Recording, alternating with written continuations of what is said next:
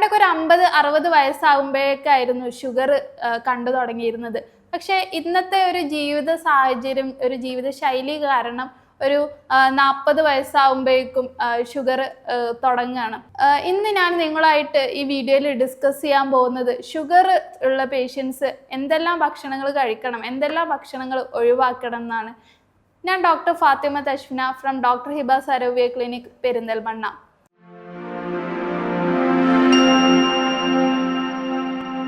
ഈയിടയ്ക്ക് എന്നോടൊരു പേഷ്യന്റ് ചോദിക്കുകയുണ്ടായി, ഡോക്ടറെ ചോറ് കഴിക്കാൻ പറ്റില്ല, ഗോതമ്പും കഴിക്കാൻ പറ്റില്ല, ഇനി കൂടുതലായിട്ട് വിശപ്പ് തോന്നുന്ന സമയത്ത് ഒരു പഴം എടുത്ത് കഴിക്കാന്ന് വിചാരിച്ചാൽ അതും പറ്റില്ല, പിന്നെ ഞങ്ങൾ എന്താണ് കഴിക്കേണ്ടത് എന്നുള്ളത്. എനിക്ക് ഇത്തരം ഷുഗർ പേഷ്യൻസിനോട് പറയാനുള്ളത്, നിങ്ങൾക്ക് ചോറ് കഴിക്കാം, ഗോതമ്പ് കഴിക്കാം, പക്ഷെ അതിൻ്റെ അളവിലും അത് കഴിക്കുന്ന സമയം കൂടി നിങ്ങൾ ശ്രദ്ധിക്കേണ്ടതുണ്ട്. ഇന്ന് ഈ വീഡിയോയിൽ ഞാൻ ഡീറ്റെയിൽ ആയിട്ട് പറയാൻ പോകുന്നത് ഷുഗർ പേഷ്യൻസ് എന്തെല്ലാം ഭക്ഷണങ്ങളാണ് കഴിക്കേണ്ടത്, അതേപോലെ തന്നെ അവർ കഴിക്കുന്ന സമയം, അവർ കഴിക്കുന്ന അളവിലുള്ള വ്യത്യാസങ്ങൾ എന്തൊക്കെയാണെന്നാണ് ഞാൻ ഡീറ്റെയിൽ ആയിട്ട് ഡിസ്കസ് ചെയ്യാൻ പോകുന്നത്. ഇപ്പോൾ ഷുഗർ ഉള്ള പേഷ്യൻസ് ശ്രദ്ധിക്കേണ്ടതെന്ന് വെച്ചാൽ അവർ 3 നേരം കഴിക്കുന്ന ഭക്ഷണം ഡിവൈഡ് ചെയ്തിട്ട് ഒരു 5 നേരമായിട്ടോ അല്ലെങ്കിൽ 4 നേരമായിട്ടോ കഴിക്കാൻ ശ്രമിക്കുക.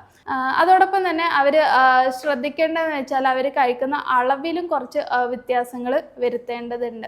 ഷുഗർ ഉള്ളവർ അവർ ഡയറ്റിൽ നോക്കേണ്ടത് എന്താണെന്ന് വെച്ചാൽ കാർബോഹൈഡ്രേറ്റ് അടങ്ങിയിട്ടുള്ള ചോറ്, ഗോതമ്പ് ഇതിൻ്റെ അളവ് കുറയ്ക്കുക. ഇപ്പോൾ ചോറ് കഴിക്കുകയാണെന്നുണ്ടെങ്കിൽ നിങ്ങൾക്ക് തവിടുള്ള അരി, മട്ട അരി പോലെയുള്ള തവിടുള്ള അരി ആകുമ്പോൾ നിങ്ങൾക്ക് ഷുഗർ സ്പൈക്ക് കുറക്കാൻ വേണ്ടി സഹായിക്കും. അതോടൊപ്പം തന്നെ അതിൻ്റെ അളവ് കൂടെ കുറയ്ക്കുക. ഇപ്പോൾ ഗോതമ്പാണെന്നുണ്ടെങ്കിൽ ഇപ്പോൾ ചപ്പാത്തി ഉണ്ടാക്കാൻ ആട്ട വാങ്ങുന്നവരാണെന്നുണ്ടെങ്കിൽ വീട്ടിൽ ഗോതമ്പ് വാങ്ങിയതിന് ശേഷം പൊടിച്ച് കഴിക്കുകയാണെന്നുണ്ടെങ്കിൽ ഒന്നുകൂടെ നല്ലതായിരിക്കും. അതോടൊപ്പം തന്നെ നിങ്ങൾ ഫൈബർ അടങ്ങിയിട്ടുള്ള, നാരടങ്ങിയിട്ടുള്ള ഭക്ഷണങ്ങൾ, അതായത് പഴങ്ങൾ, പച്ചക്കറികൾ കൂടുതലായിട്ട് ഇൻക്ലൂഡ് ചെയ്യുക.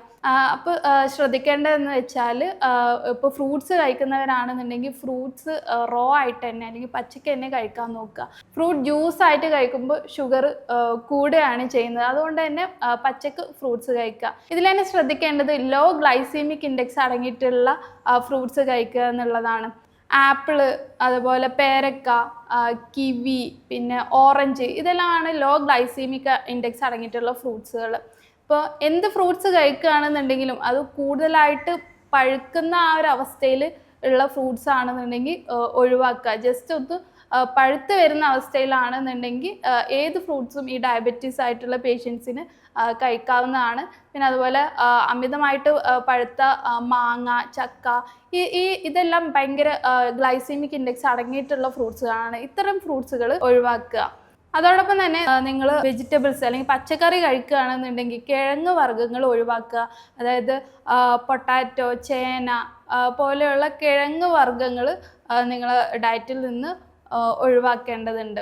ഫൈബർ കൂടുതലായി ഉൾപ്പെടുത്തുന്ന പോലെ തന്നെ പ്രോട്ടീൻ അടങ്ങിയിട്ടുള്ള ചിക്കന്, മുട്ട, പയറ് വർഗ്ഗങ്ങൾ ഇത് കൂടുതലായിട്ട് ഇൻക്ലൂഡ് ചെയ്യുക.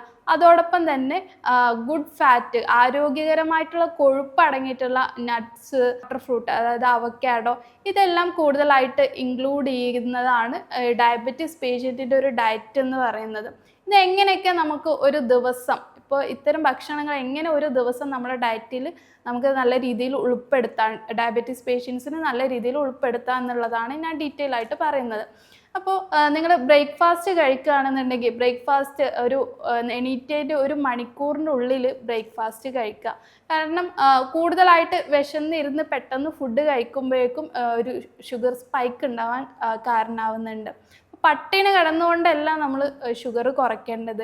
കൃത്യമായിട്ടുള്ള അളവിൽ കൃത്യമായിട്ടുള്ള ഭക്ഷണങ്ങൾ കഴിച്ചുകൊണ്ടാണ് ഷുഗർ കൺട്രോൾ ചെയ്യേണ്ടത്.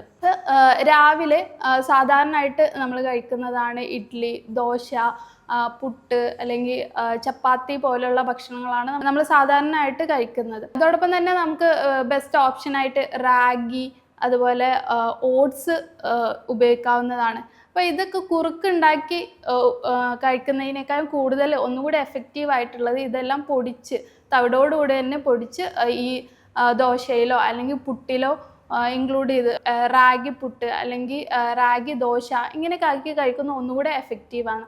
അപ്പോൾ നിങ്ങൾ ഈ പുട്ട്, ദോശ എല്ലാം കഴിക്കുമ്പോൾ എല്ലാം ഒരു രണ്ടെണ്ണം, 2 ചപ്പാത്തിയോ അല്ലെങ്കിൽ 2 ഇഡ്ഡലിയോ അങ്ങനെ, അല്ലെങ്കിൽ 2 ചെറിയ പുട്ടിൻ്റെ കഷ്ണങ്ങളോ ആയിട്ടാണ് കഴിക്കേണ്ടത്. ഒപ്പം നിങ്ങൾക്ക് പച്ചക്കറികൾ അടങ്ങിയിട്ടുള്ള കറികൾ, അതല്ലാന്നുണ്ടെങ്കിൽ ഒരു പ്രോട്ടീൻ അടങ്ങിയിട്ടുള്ള ഫുഡാണെങ്കിൽ ഒന്നുകൂടെ രാവിലെ ബെസ്റ്റാണ്. അതും ഒരു ദിവസം മൊത്തം നിങ്ങളെ ഈ ഷുഗർ ഒന്ന് കൺട്രോൾ ചെയ്യാനും അതുപോലെ നിങ്ങൾക്ക് പെട്ടെന്ന് ഉണ്ടാകുന്ന വിശപ്പ് കുറക്കാനും കൂടി ഈ പ്രോട്ടീൻ അടങ്ങിയിട്ടുള്ള ഫുഡ് രാവിലെ തന്നെ കഴിക്കുന്നത് നല്ലതാണ്.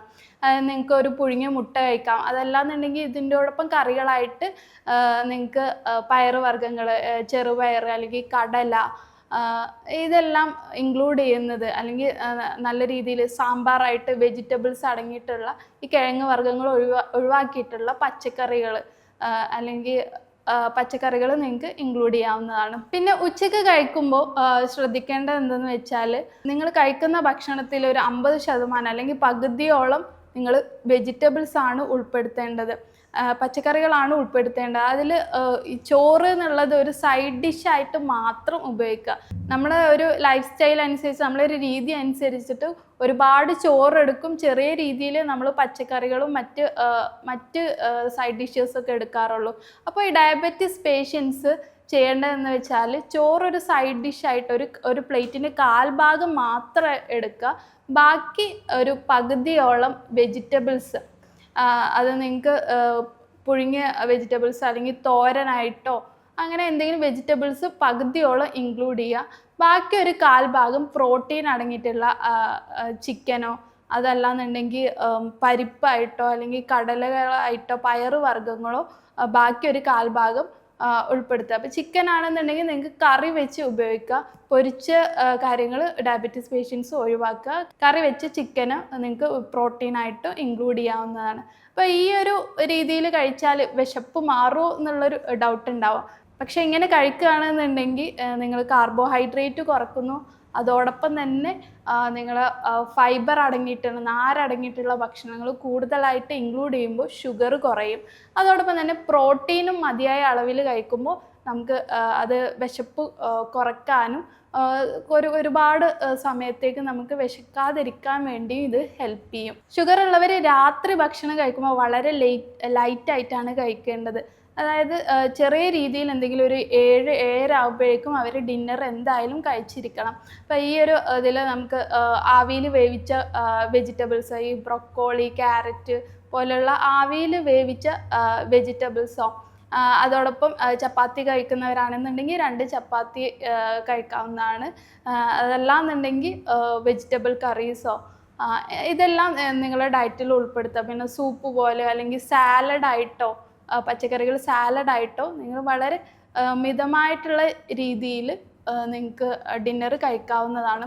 ഇപ്പോൾ ഡയബറ്റീസ് പേഷ്യൻസ് ഇടനേരങ്ങളിൽ, അതായത് രാവിലെ ഒരു 11 മണിക്കോ അല്ലെങ്കിൽ 4 മണിക്കോ സ്നാക്കായിട്ട് എന്തെങ്കിലും കഴിക്കുക. ഇത് ഒരു ഷുഗർ സ്പൈക്ക് കുറയ്ക്കാൻ വേണ്ടി സഹായിക്കും.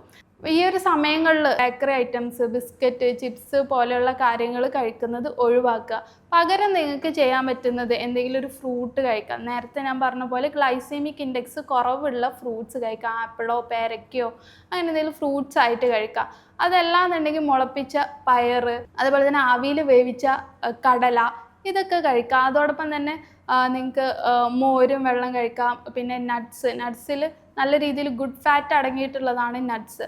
അപ്പോൾ നിങ്ങൾക്ക് ബദാമോ വാൾനട്ടോ ഇങ്ങനെ പോലെയുള്ള നട്ട്സ് ഒരു പിടി കഴിക്കുന്നത് ഈ ഷുഗർ പേഷ്യൻസിന് നല്ലതാണ്. അപ്പോൾ ഈ ഒരു രീതിയിൽ നിങ്ങൾ ഒരു ദിവസം മൊത്തം കാർബോഹൈഡ്രേറ്റ് കുറച്ചുകൊണ്ട് പ്രോട്ടീനും ഫൈബറും അതുപോലെ ഗുഡ് ഫാറ്റ് അടങ്ങിയിട്ടുള്ള ഭക്ഷണങ്ങളും കൂടുതലായിട്ട് ഉൾപ്പെടുത്തുകയാണെന്നുണ്ടെങ്കിൽ നിങ്ങൾ ഷുഗർ ലെവലിൽ വളരെയധികം വ്യത്യാസം വരും. ഇത്തരം ഭക്ഷണ രീതികൾ ശ്രദ്ധിക്കുന്നതോടൊപ്പം നിങ്ങൾക്ക് ഷുഗർ നല്ല രീതിയിൽ കൺട്രോൾ ചെയ്യണമെന്നുണ്ടെങ്കിൽ എന്നെ കൺസൾട്ട് ചെയ്യാവുന്നതാണ്. ഞാൻ doctor Fathima Tashna from doctor Hiba Sarovia clinic, Perinthalmanna.